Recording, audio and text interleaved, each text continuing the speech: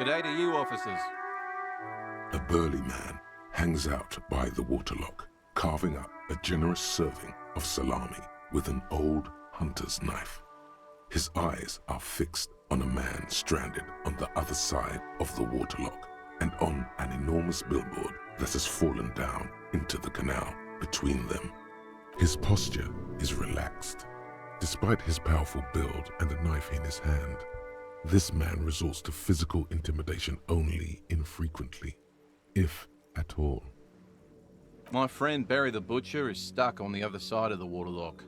I'm keeping him company and eating his salami. From the corner of your eye, you see a man in a yellow shirt and grey overalls waving at you from across the canal.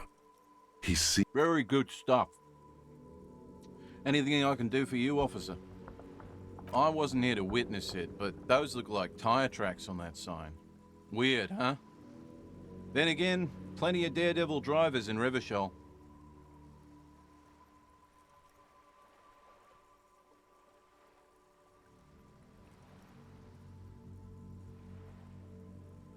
Too bad it also takes a year and a day to repair anything around here, especially a waterlock. The rest of the coast is closed off till then. Well, there's the fishing village, an abandoned fish market, a bizarro church. Not much use to the congregation, though. There always seems to be something wrong with it. Yeah, not really much else. Just bombed out ruins. Well, there's the fishing village, an abandoned... Yeah, not really much. Sure thing. It is salty, it is savory, it is chewy. The hangover only makes the salami more tasty. Want some too, officer? Why not?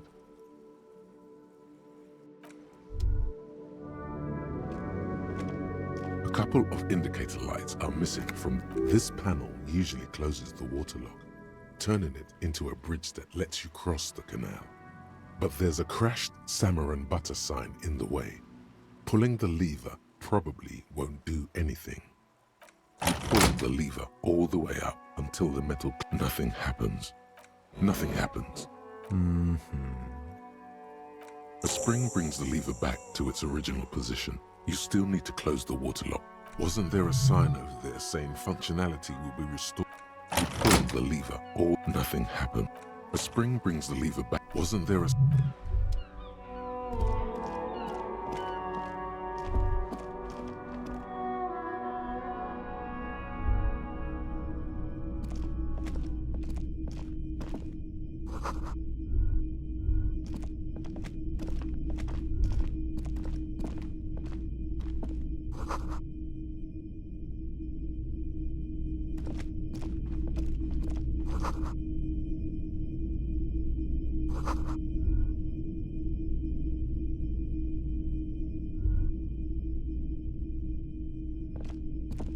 It's not often that I see officers from the RCM in my pawn shop.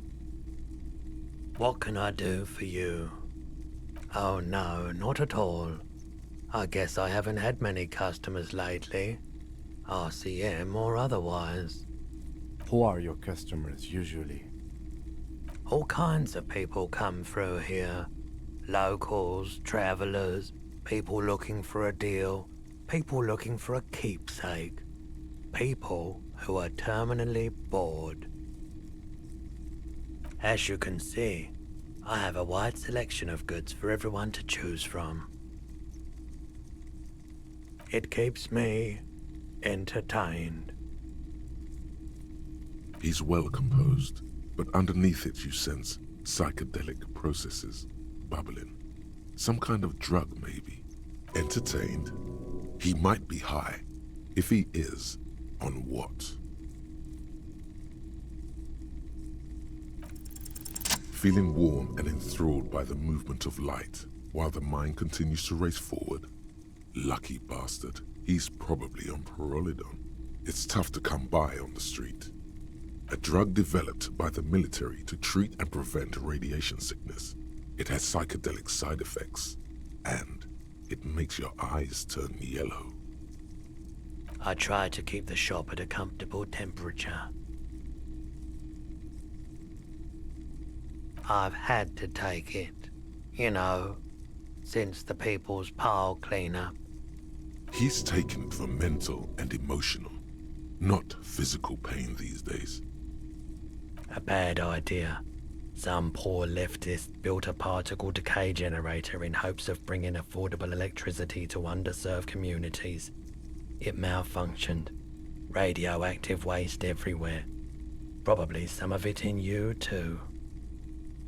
We were an all-volunteer force, self-organized. Tried to help the fire brigades contain the spill. On the patch, gamma radiation lines crossed with a red drop of blood. Tough son of a gun, this one. Respect. I lived by the river since I was a small boy. The Esperance. Didn't have the art to let it all go to shit without trying to do something to help out. There wasn't much the volunteer force could do, however. We wasted years in the river mud. Years getting sick. There's a reason why everyone's tried to forget any of it ever happened, and why no one has tried to repair or replace the pile.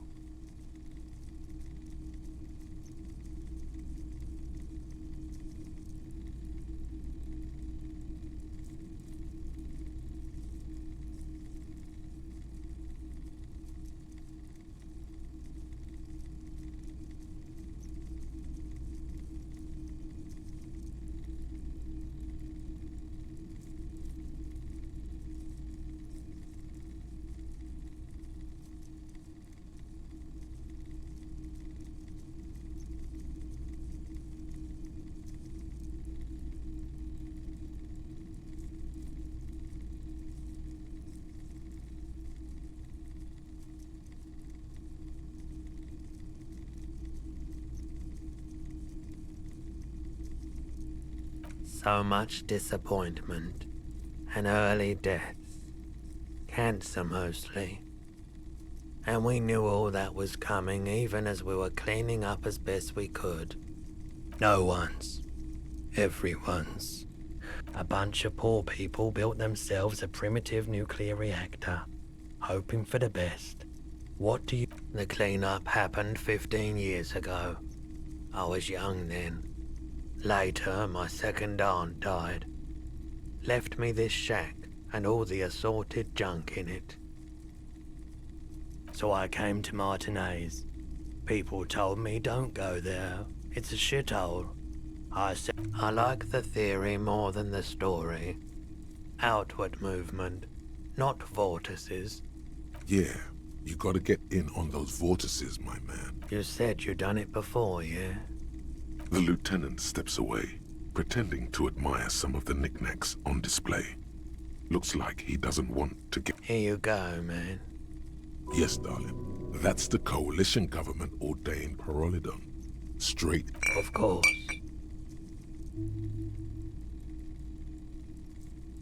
I doubt it, but I can try and answer any questions you may have. I do my best to keep my distance from all manner of butchery. Bad for business, bad for everyone.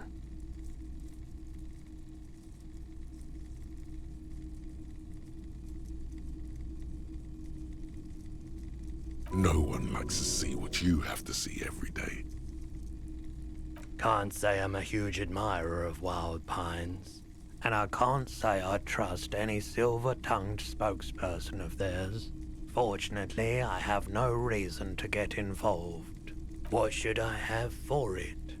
No, just people like that make everyone else see the world somewhat askew, at an angle that is convenient for them. Now, you have more questions, or are we? He's been by the shop a couple of times. There was something awfully deliberate about that laziness. They weren't the most pleasant interactions. Small town bigwigs always want everyone to play a part in the play they're staging.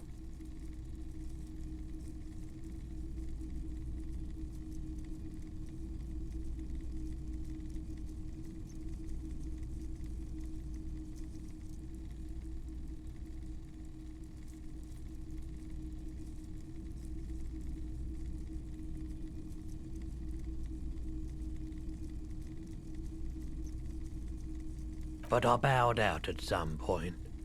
I prefer to watch from afar while the bigwigs come and go. He tried, wanted to come to some mutually beneficial agreement around my dealings with the dock workers.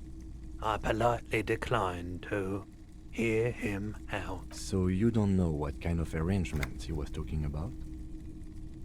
As I said, I refused to talk to him. He purchased a remarkably garish paperweight the first time he was here. Nothing the second. He nods reluctantly. The pawnbroker's gaze is already fixed on the... Someone else came here earlier today asking the same question. I promptly sold her the gun you pawned a couple days back. What? Sold? The lieutenant shifts from one foot to another. You were adamant about getting rid of it, officer. Said you were undeserving of a service weapon of the Revachol Citizens Militia. And I don't like keeping guns around the shop for long. Off the charts photon emissions. The unhealthy kind. She didn't seem like a policeman, although she kept referring to herself as a pig, which was odd. I found her interest in the gun a bit obsessive, but I was just happy to get rid of it, and of her.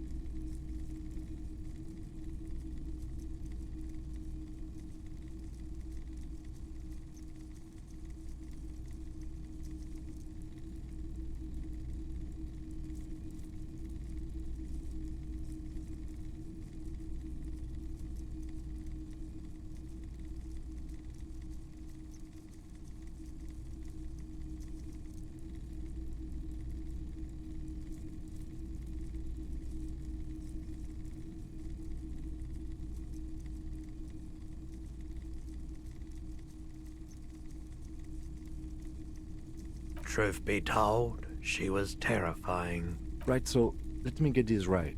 You sold your sidearm, issued by the Citizens Militia, and now a civilian is running around the streets of Martinez with it? Yeah, it's not good. I do hope we manage to clean this mess up somehow, while also keeping our focus on the murder investigation. My apologies, officer, but I have no idea where she was coming from or where she went. A needle in a haystack. There is nothing you can do about it now. You'll just have to hope you luck upon her some... Of course. Let me have a look. Another time.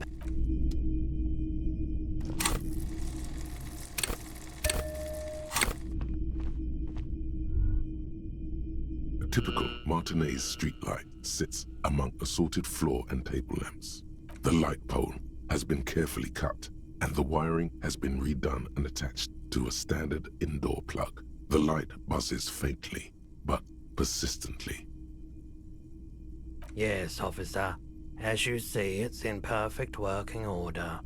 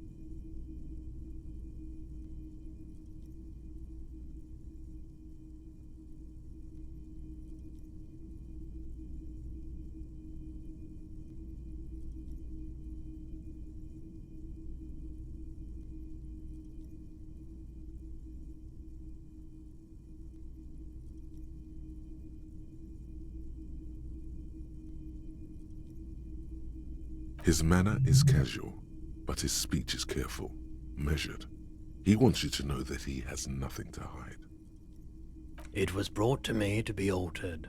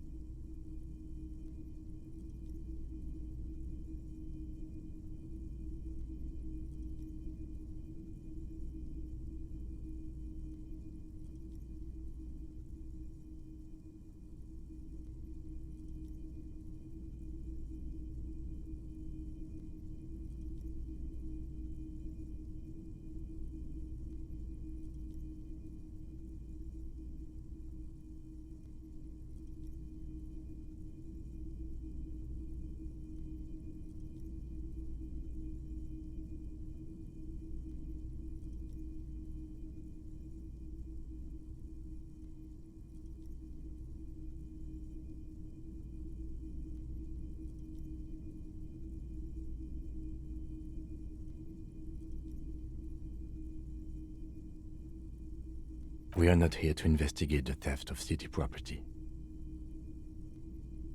You have to admit it's rather clever what he's done with it. 700 real. A bargain, I dare say. A bargain?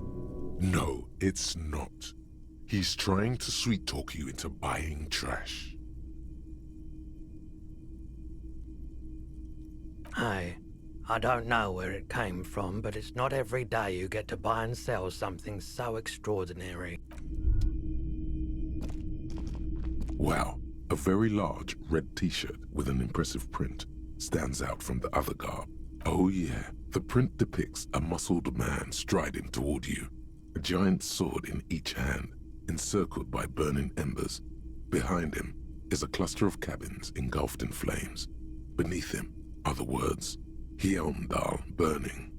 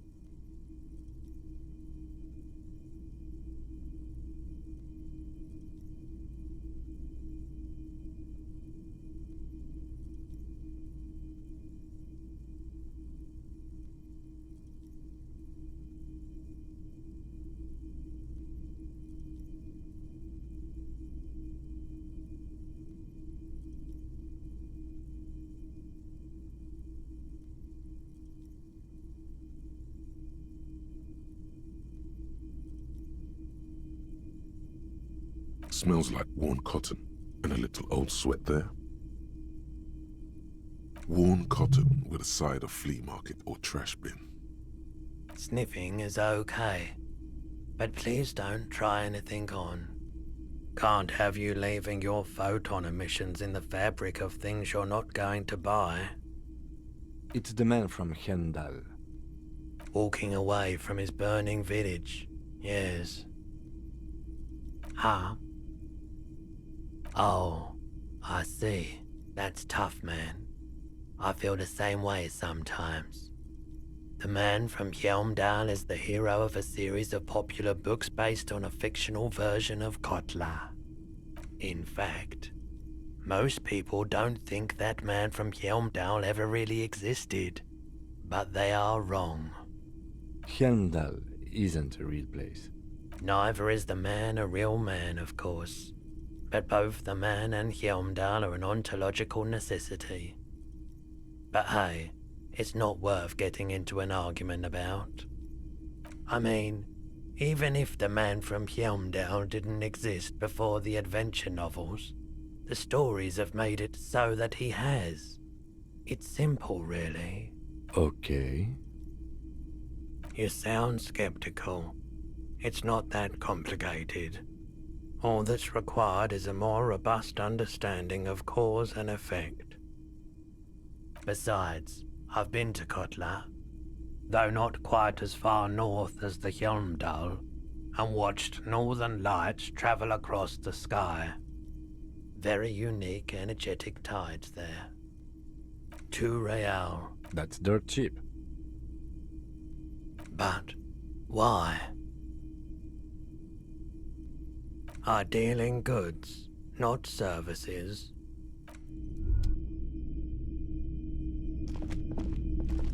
You see rows of toy soldiers guarding the rest of the trinkets displayed on the table.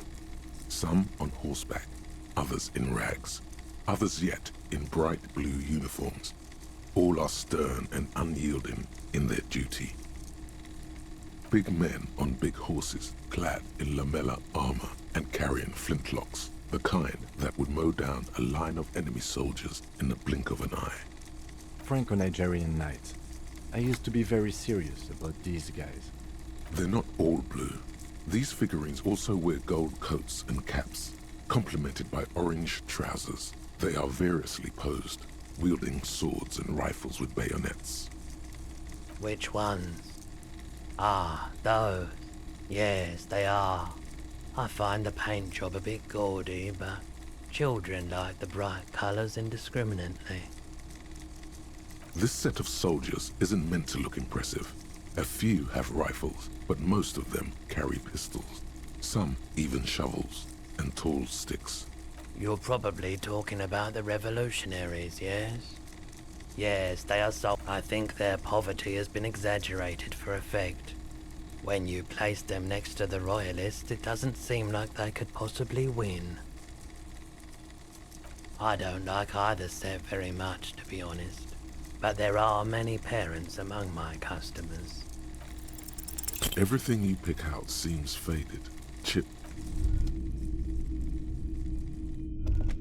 The boomboxes on the shelf look well-loved and well-traveled. Chipped, dented, they stare at you with the unblinking eyes of their tape reels. One especially catches your eye. Deep gold and amber plastic with a big old handle on top. A classic boombox that says Stereo 8 approved. Just make sure it works before you buy it.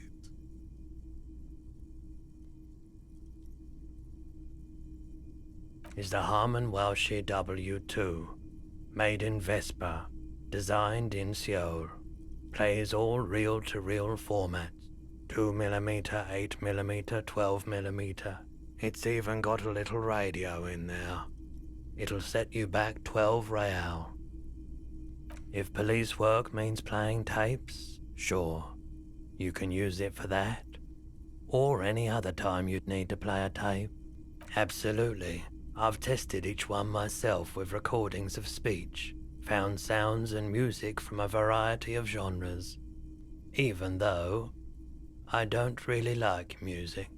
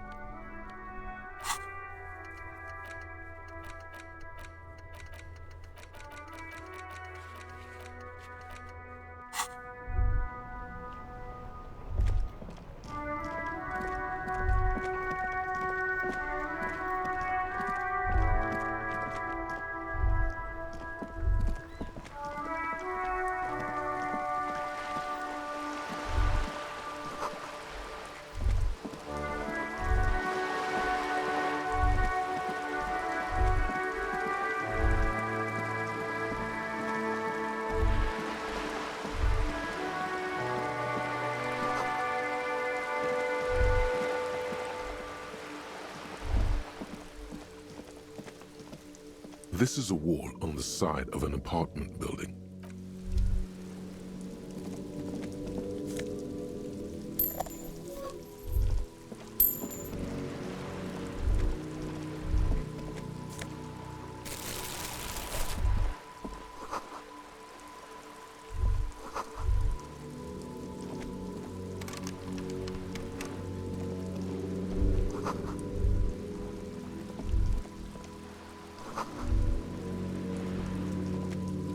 The streets will flow red once more, a great torrent rushing down Rue de Esperance. You wait and see.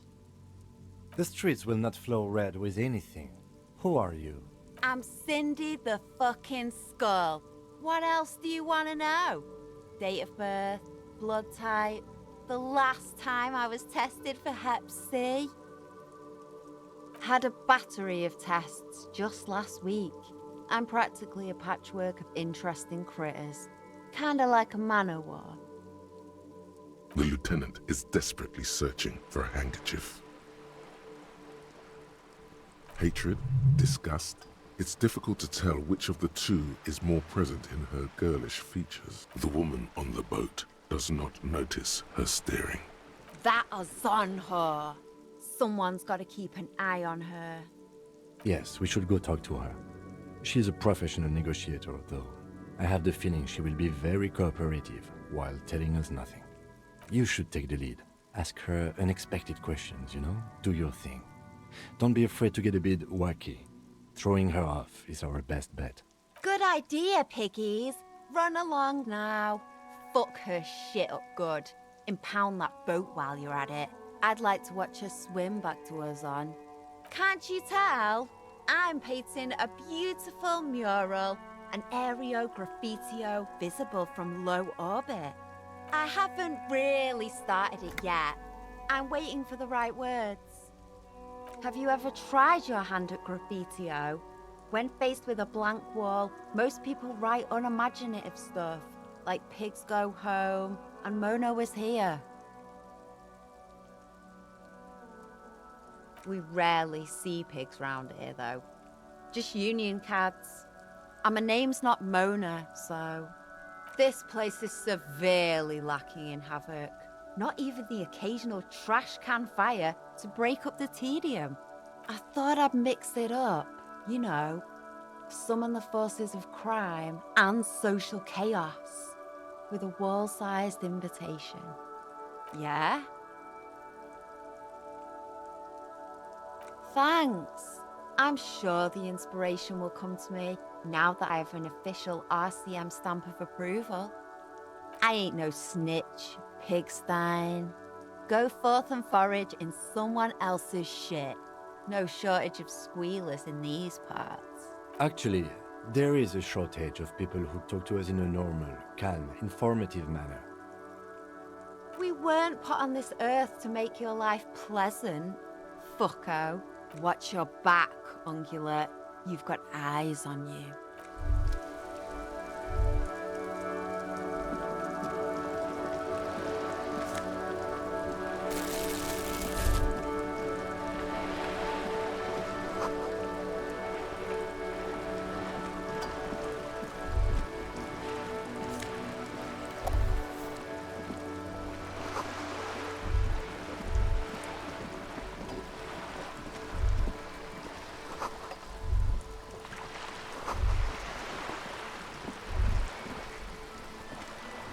A striking woman leans against the cabin top of her sailing boat, smiling as you approach.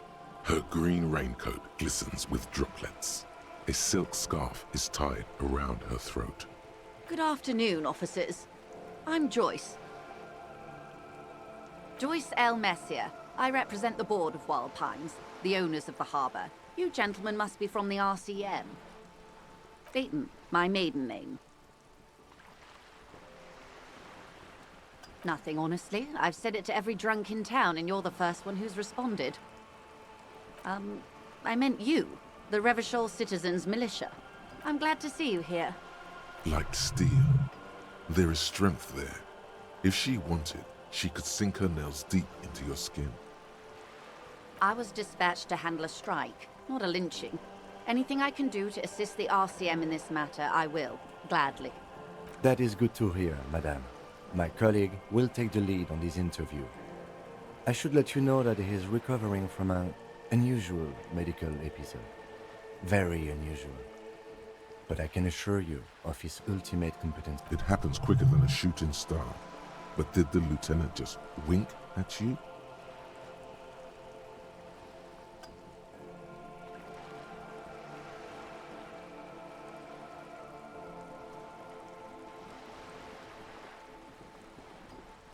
interesting. I wish you a swift recovery.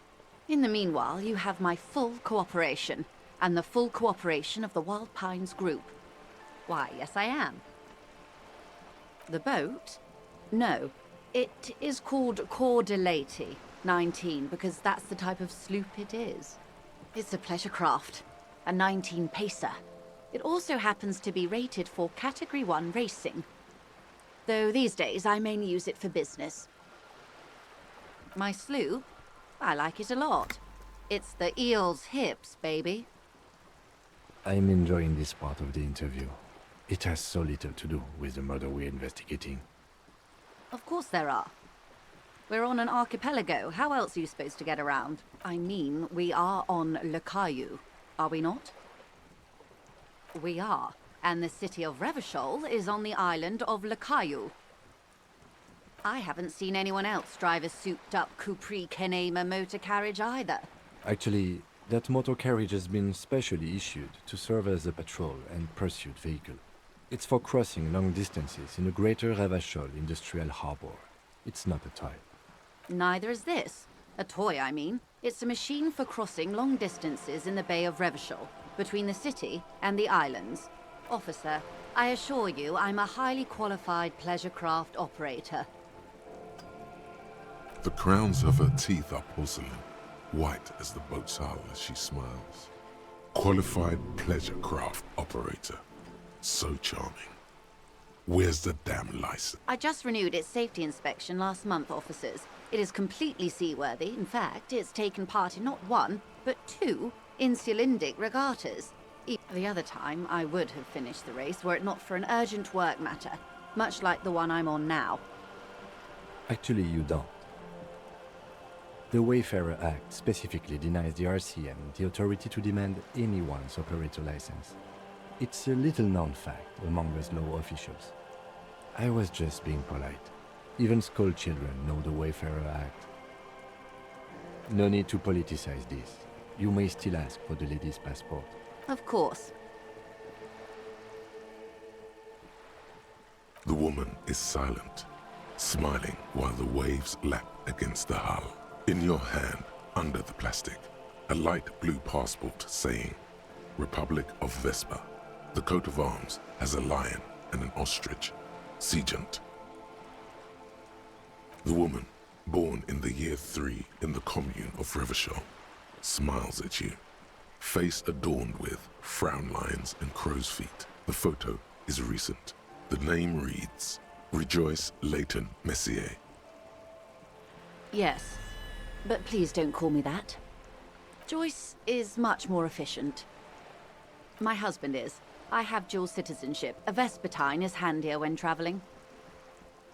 She nods and returns the plastic bag to her coat. Good.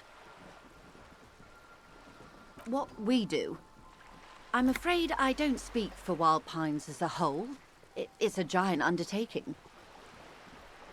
The Pines' core competency is logistics. Container shipping, freight, that sort of thing.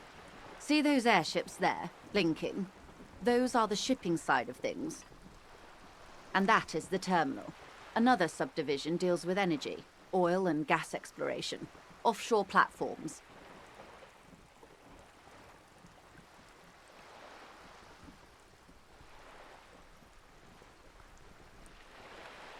I'm not at liberty to discuss the company balance sheet, but I can tell you that last year, the company booked more than 20 billion real in revenue. 1 billion?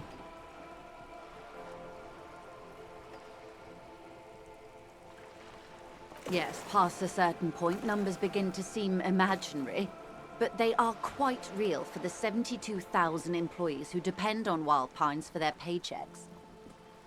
A conglomerate the size of Wild Pines is like a shark. If it stops moving and growing, it will die. Then what becomes of those 72,000 families? It is a tremendous responsibility. They started as an exploration and cargo fleet conducting trade between the Samaran and Insulindian Isolas 250 years ago, when pine ships explored the South Seminese and charted Lormentang on behalf of the suzerain. Centuries of care, deliberation, and madness have gone into this endeavor. Vessels pass through the great unrest to re-emerge with apricots in tow. The logic of the system is totalizing.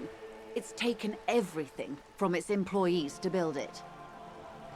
You mean aside from being the terminal's legal owners, who are responsible for moving 8% of the world's cargo? There are no minor cogs in the system. Each terminal must be accounted for, lest the entire system break. Every hiccup in such a system means thousands lose their jobs, the world over. I'm here to assure that doesn't happen. Everything. Right up to, but not including, trade secrets. First, you'd have to repeal the Emergencies Act of Trade in Elements that gives me the right to silence. It's quite the octopus. Why? By throwing off half a century of foreign domination under the Coalition. Unfortunately for you, the Coalition also leases you the right to police West Revachol. But I am derailing us. You wanted to know about the strike.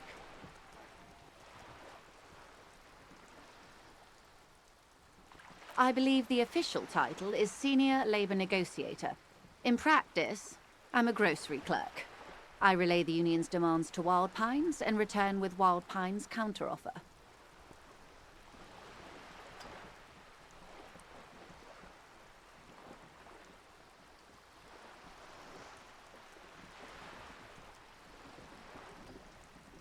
And how are the talks going?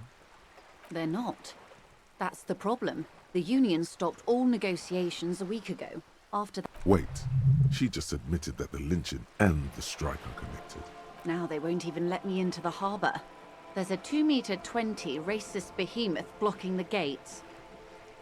Yes, I believe there is a connection, but that's a subject for later. What can I say? The union employs a giant covered in tattoos. A racist giant. I guess that's part of their big tent organization now. Let's say I was not making the kind of progress I'd hoped for when I first arrived. And when did you first arrive? I arrived 3 weeks ago. Yes, in the middle of February. The bay was still partially frozen then. I prefer to do these things on site, like the RCM. But the strike began in December. I wasn't the original negotiator here. I took over after Mr. Gaumont hit a wall with Mr. Clare, the union boss. Mr. Clare refused to speak with Gaumont despite concessions he'd granted the union in prior negotiations. This isn't the first time the union has gone on strike. Heavens no. There have been 2 prior strikes. Both times the union won significant concessions, including overtime pay and a medical plan. This time their demands are more, I guess you could say, aggressive. Mr. Clare told him to... how did he put it? Fuck off, midget. Gaumont is short of stature, you see. Yes. Extremely. Keep in mind, this is a negotiator Mr. Clare has worked with before, and who was more than fair with him and the union. There are leaflets everywhere, and banners. What did they say again? Every worker, a member of the board. In its defense, another said, demand democracy. Pretty tame stuff compared to every worker, a member of the board. It's quite simple, you see. Every time the Wild Pines group makes a decision, about what? About anything really, it needs the signature of each of the 2,200 workers in its Martinez terminal. Just so you understand, this is but one of 22 terminals owned by Wild Pines. Essentially, not only are they kings of the company, they are also kings of the 72,000 employees of Wild Pines Group.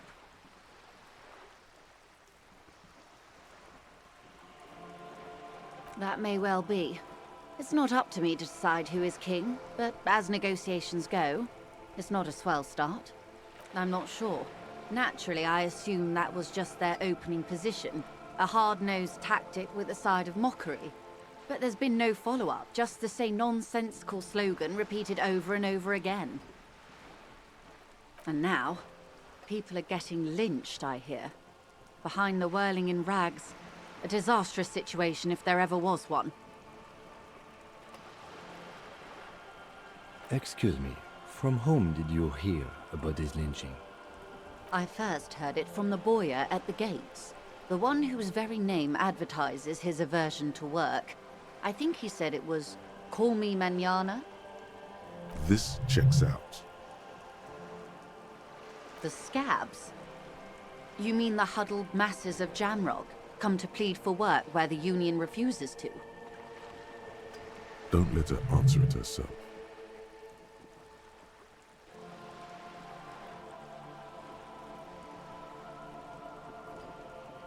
If these strikebreakers were organized by Wild Pines or its affiliates, then it would be a company secret. I could not share it with you. Not yet, at least. Everard Clare is a man of the utmost integrity. If you can say one thing about him, it's that he always puts the interests of the workers first. Of course not.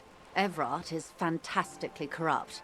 I imagine he has a thick, viscous goo where you and I have blood.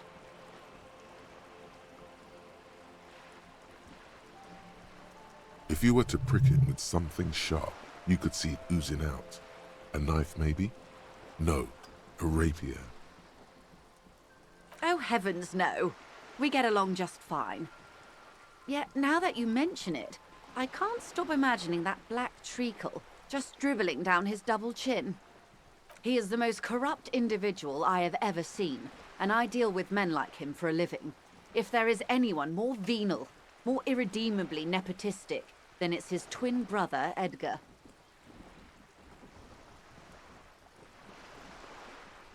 Yes, Edgar looks exactly like his brother, except for that lazy eye. He also talks exactly like Everard does, and when one's term as foreman is up, the other takes over.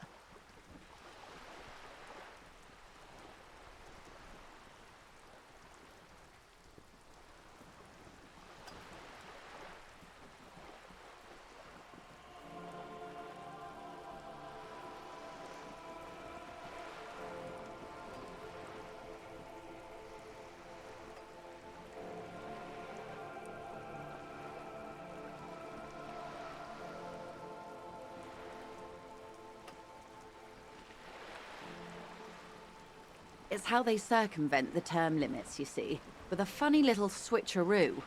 While in office, they've embezzled God knows how much of their workers' dues.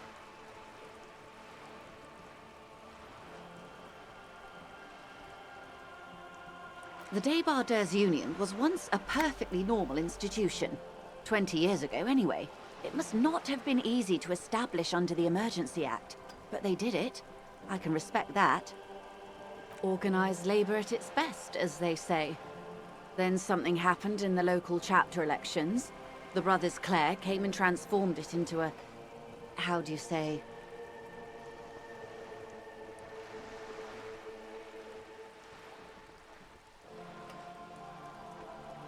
A mob. The Débardeurs are a crime syndicate. Sad as it may be, I suspect we'll be forced to cooperate with them. Refreshingly honest, officer. The company has tried appeasing in the past, but I'm afraid our concessions have only emboldened Everard and his brother. And your opinion, Detective, if I may ask? I'm a curious and talkative person, you see. Would you say the Débardeurs Union is... Thank you for being candid. Sadly, Wild Pines have cooperated with what amounts to a crime syndicate for 2 decades. However much you feed the wolf always hungers. I'm glad you asked. There was a woman, the previous forewoman of the Union. She disappeared. Disappeared? Yes.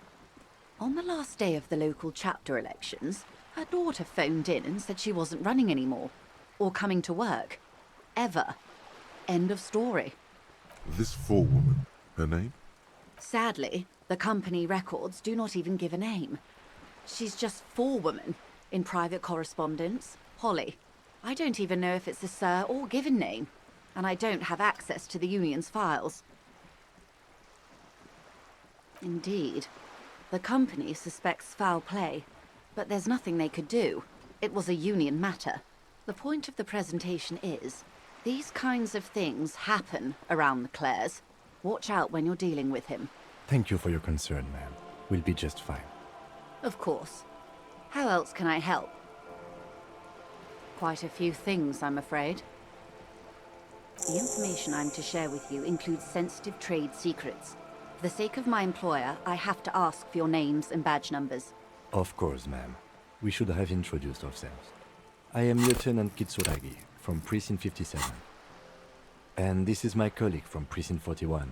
I'm afraid he doesn't have his badge at the moment. I hope mine will suffice. How curious. Why is that, Detective? I see. So, are you saying you lost your badge during the course of this episode? Oh dear. I suppose this does explain some of the more curious turns in our conversation. As I said, ma'am, his technique may be very unconventional, but he is an officer of the RCM.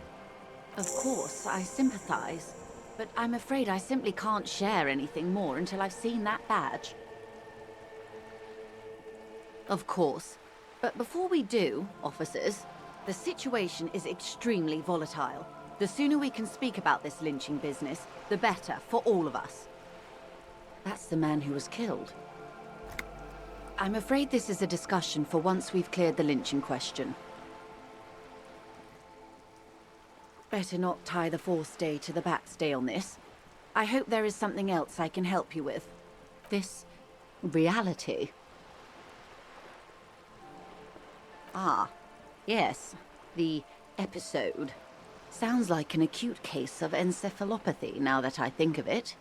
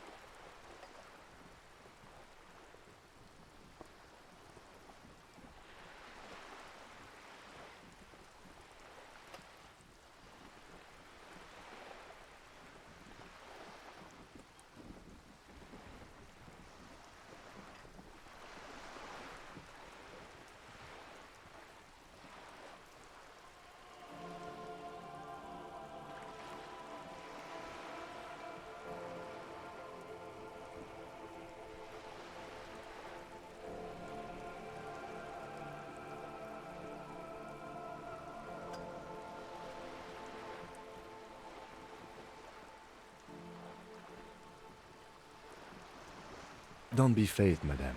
He functions perfectly well. He only needs a lowdown on all of reality. We may be here a while then. Ask away, officer. I'll help however I can.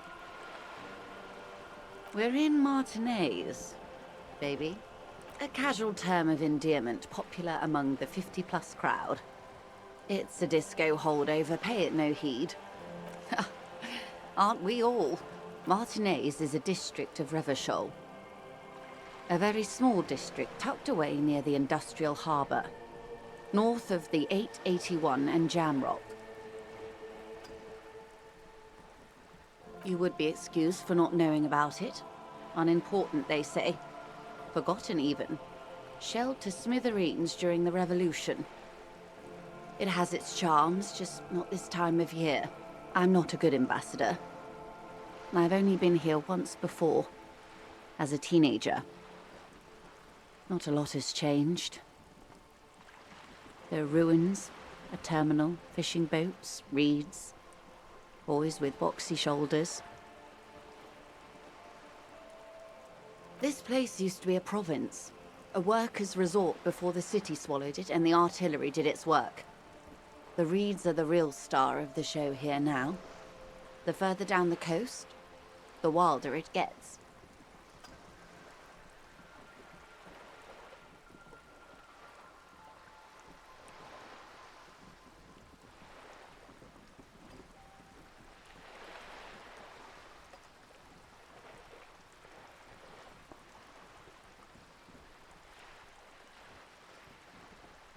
It's not really a sea, it's the Bay of Revachol.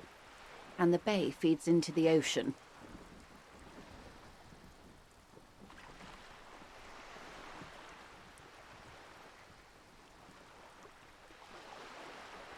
Yes, we're on an island in an ocean, the world's largest body of water, the Insulindic.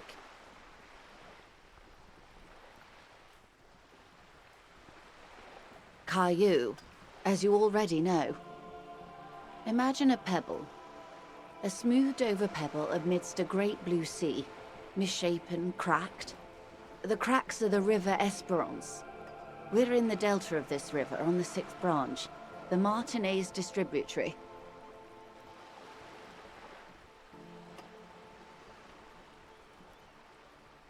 Revachol? Revachol is what you call a city.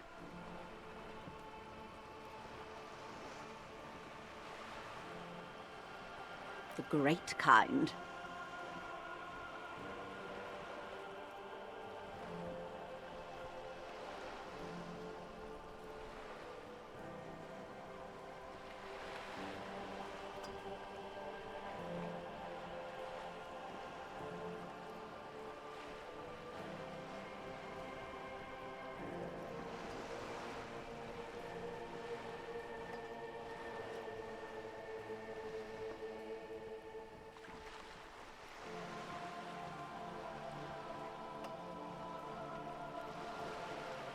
History, Detective. They built this city to resolve history. Our part in it, at least. Our centuries.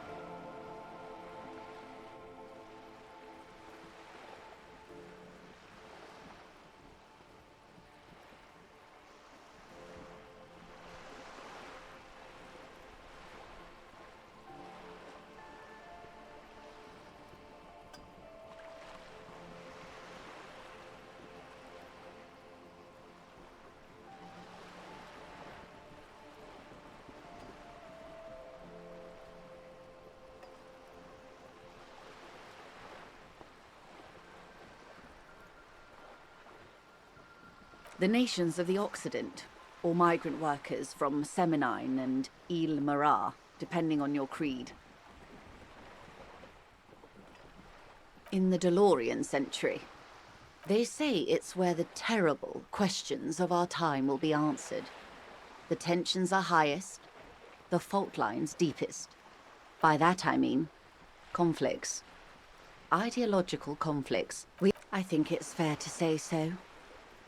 Martinez is about...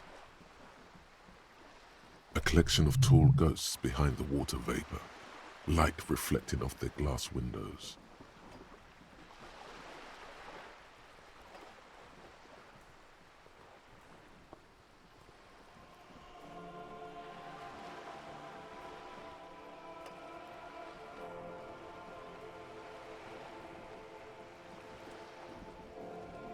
"22 kilometers from the center of the world. That soldering iron is the bank of the world building. The bottom floors are Insiacom. Coalition government, Insulindian Mission Command.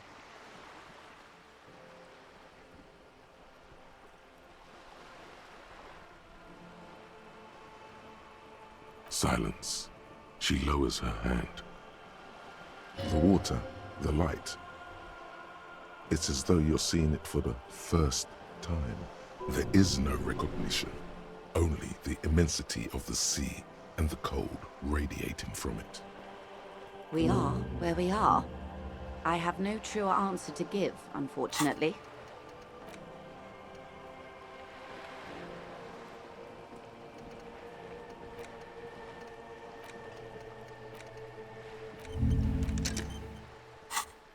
This is one thought you need to complete. Where are you? Was there something else you wanted to know? This has been informative. Might I suggest not asking them? Absolutely. My commitment here... It's better not to eat all your candy at once. Indeed. I'm always at your service. Glad to have been of assistance. Of course, Detective. It's clear you like the hard stuff, Brota. Evening full. The vows of lower intestine. Fascism, Brota. You're going to keep your voo for the nation. Smart. Best not to mention, of course you are, Bruta. Aces low.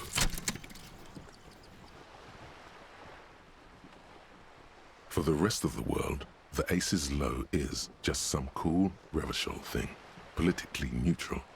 In Revachol, it still holds revolutionary connotations. Also, have you looked at Lieutenant Kitsuragi's clothes? He wears a bomber jacket, just like the ones worn by aerostatic brigades. And those cargo pants look like they could fit tools for hot fixing your burning aerostatic.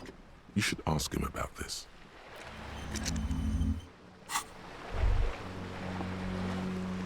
Yes? Me? I don't see how my life is pertinent to the investigation. If you insist. What do you want to know? That's correct. That makes him a Beano-clad. Completely Are they? They are mostly just cumbersome. What? This? It's just... Where is this going? Interesting. I think it's called the brain. Okay. And something happened in that brain? I do not have a thing with revolutionary air brigades in particular. Okay, I wanted to become an aerostatic pilot. Then I turned 10 and realized we no longer have an air force. Absolutely nothing. Good. What do you mean? I have no idea. I can't... The lieutenant, you're super lucid. Good.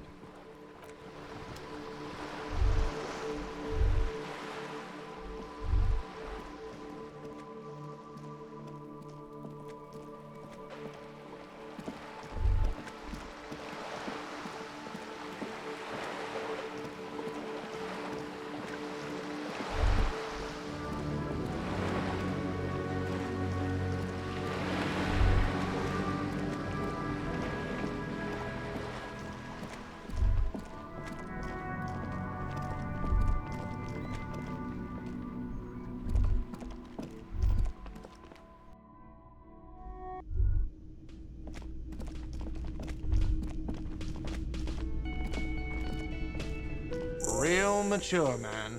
What exactly were you trying to accomplish? You do want... Damn, your feet thought we got away. You know what? The stupid drinks you've had are on the house. You know why? Because I know you can't pay for them. Now, I still have to charge you for 3 nights and the broken window. That's 100 square. Not entirely cool. Now, what the hell did you want? I assume you wanted something to come back here. Mine? No, it belongs to the Whirling in Rags. Thank you for clearing that up. Why do you keep the container locked? Why? To keep the hobos and drunks out. That's why. And the neighbors too. They put their trash there and they don't pay for the garbage company. I thought as much. And are you the only party with access to the trash container?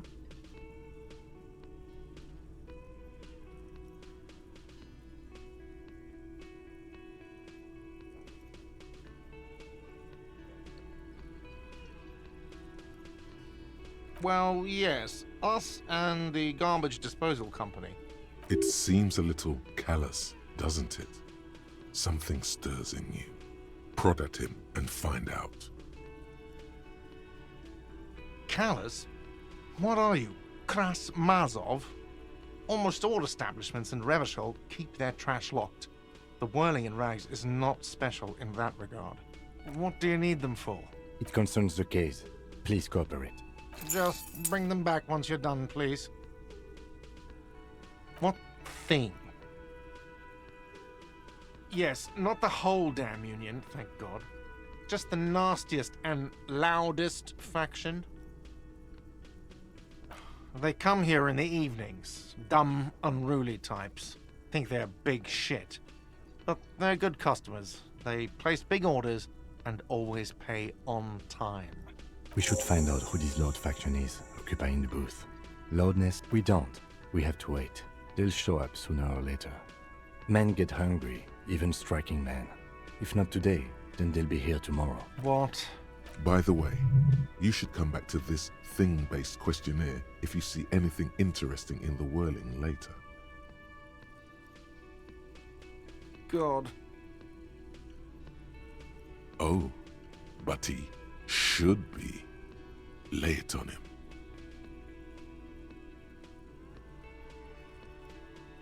Of course you do. This was your plan all along. This is how you... Wonderful. It is. It's wonderful. What? What does that mean? Cock carousel? God, does it mean you talked to her? What else did she say about me? What else do you need?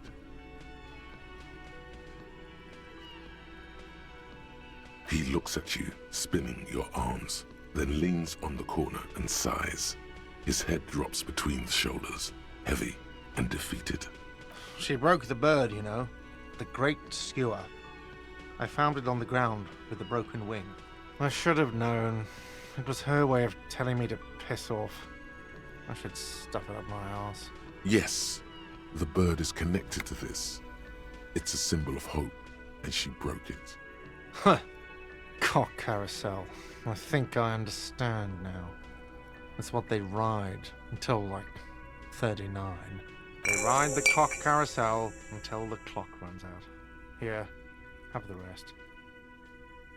Now, let me have a drink and think about this shit for a moment. On my own. And there we have it. Isn't that beautiful? Another situation fixed by Dr. Love.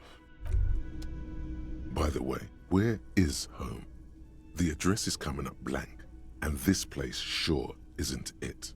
But you've been at this hostel cafeteria for only 3 nights. Where were you before? You had to be somewhere.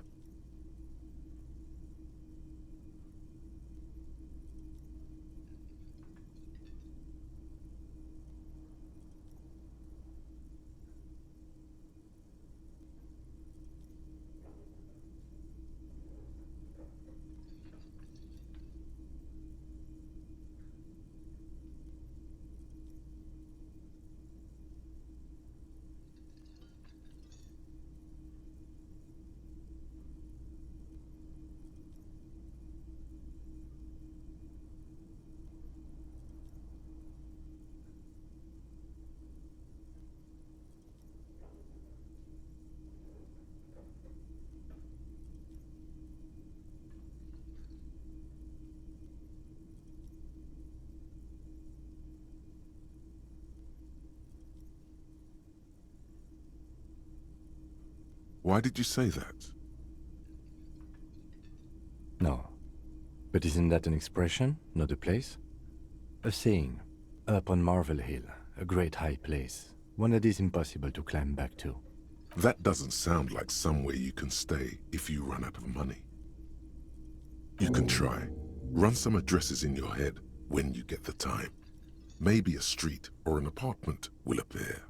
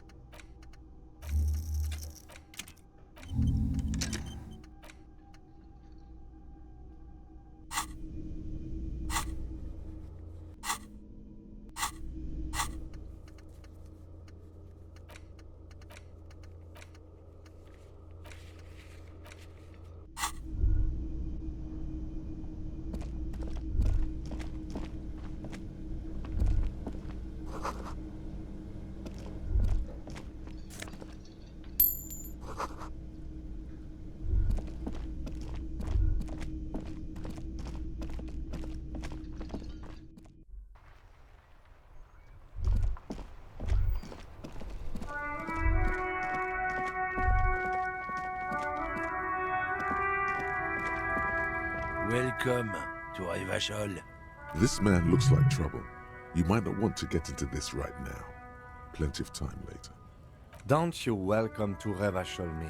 My grandfather came here from a 3,000-year-old racist isolationist culture, while your ancestors came to this island a mere 300 years ago. Every school of thought and government has failed in the city, but I love it nonetheless. It belongs to me as much as it belongs to you. It's men like you who keep Revachol divided, making it that much harder for everyone to climb out of this post-war limbo.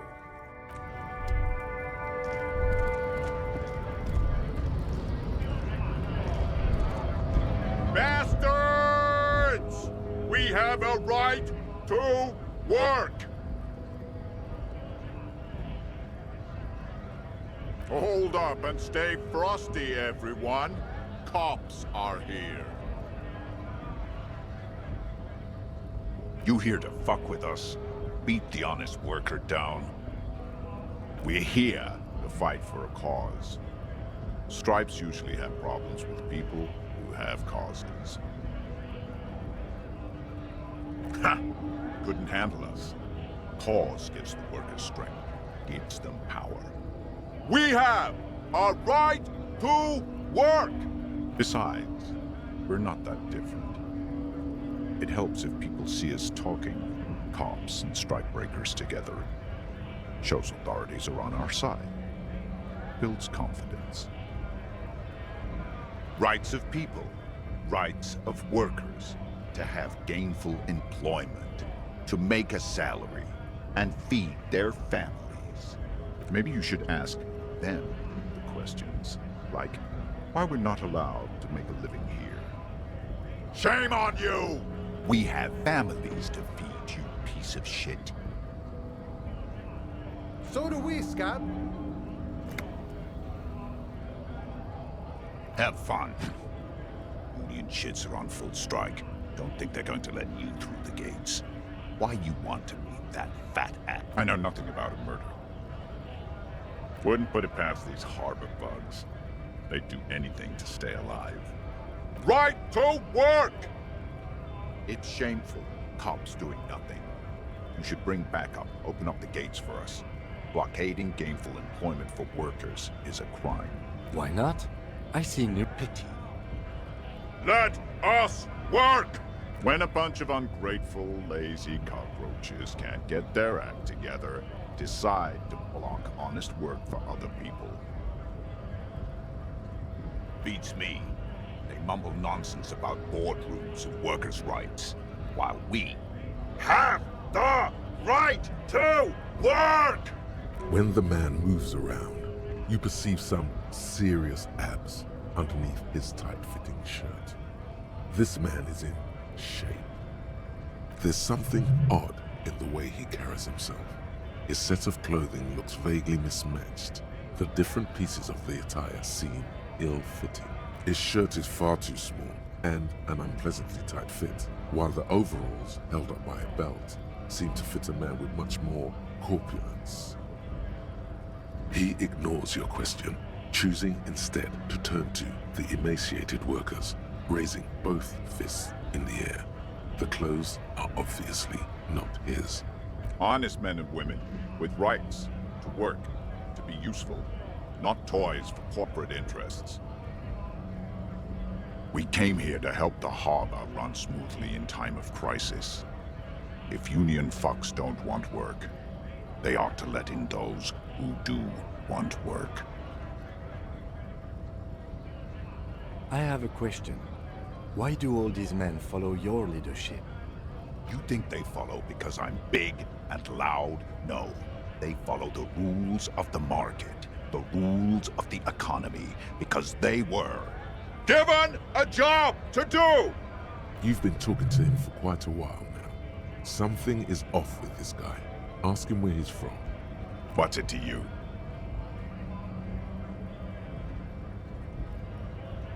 No. Don't think we've met before. I came to help out. We're all workers, right? Workers stick together. Came from the eminent domain, in Jamrock. Backgrounds in odd jobs, heavy lifting, cargo hauling, bouncer work. I know the drill.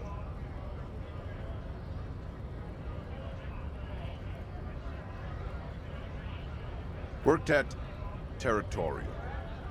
Ring a bell? We're done here. I have a strike to break.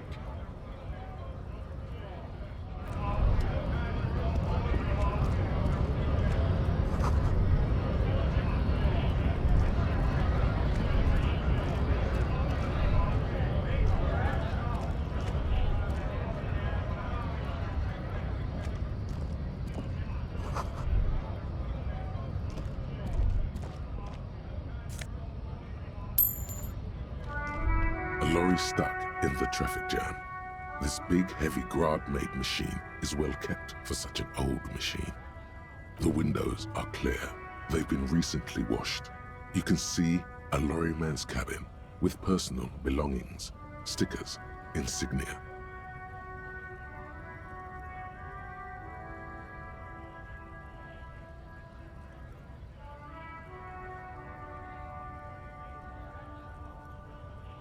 Fumes of heavy fuel oil waft over you, making your eyes sting. The odor mixes with cigarette residue. The driver has adorned his space with a substantial collection of peculiar paraphernalia. Proclamations about honor, strength, and purity are glued to various panels.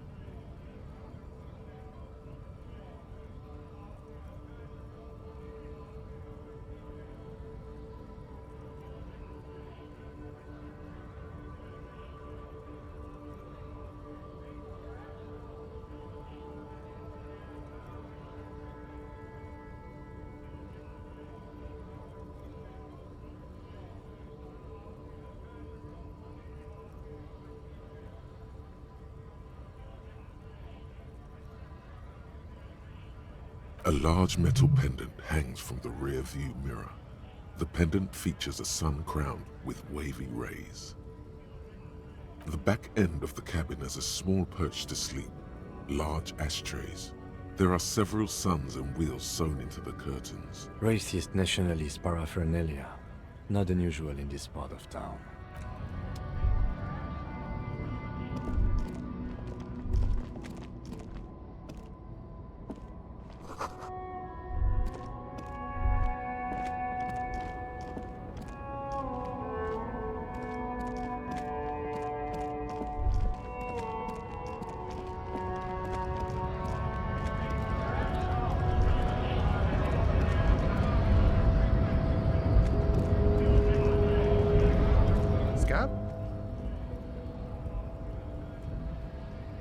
I was just messing with you. No one's ever seen a cop scab.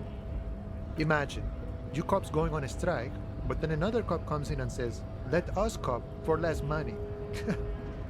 Speaking of, what brings the RCM here, to the Wild North?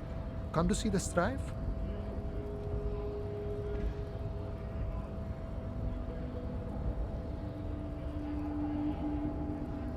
Oh, good, good. What matters do you want to discuss with Everard? Suspicious activity. How very troublesome. Yet take a look around. Strikers, protests, scabs. Isn't it also very suspicious?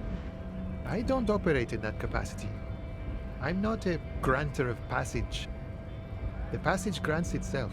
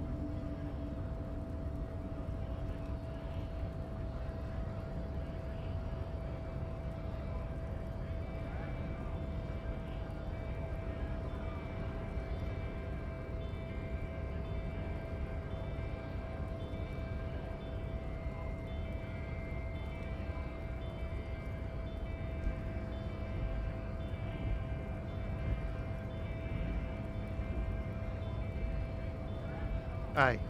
Walk right past Measurehead and go in. Yeah, the 2.5-meter tall Semini supremacist there. Walk right past, then press the button to unlock the door, then go past him again, and you enter the arbor through the office. Está. The man whispers a jaunty tune. A coastal breeze ruffles his hair. Sure thing, my friend. I can help you out. The coin lands into your hand as if it has always belonged there. The swallow returns. Always glad to help out the RCM. Shame I can't do more. Things are meager at the moment due to... You know, the winter's fat is slowly running out and all. Still better than scabbing, though. Nothing to worry about, really. The jam's a bit of a mess, cargo can't get in or out. The rationing is a bit stricter is all. Supplies should last the strike, though.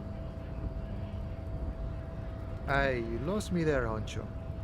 But it's okay as long as you're not a sorry-ass scab. You know, serious business. I'm sure the big boss will be glad to tell you. You'll have to ask him first. Feels like he's hinting at something, but you're too hungover or the man looks at the colorful... But that's not you, officer. From back when you were not a cop, but a heavy-set, dark-skinned dock worker named Santiago John? Highly unlikely. I've known John for several years now. Also, you told me you're a cop, remember? How did you get his shift card? Oh, John's been out drinking himself blind again? He should watch his step, that John. Can I have the card? No, it will prove useful still. Believe your thieving fingers. Oh, okay. Good luck with that. So, what do you need?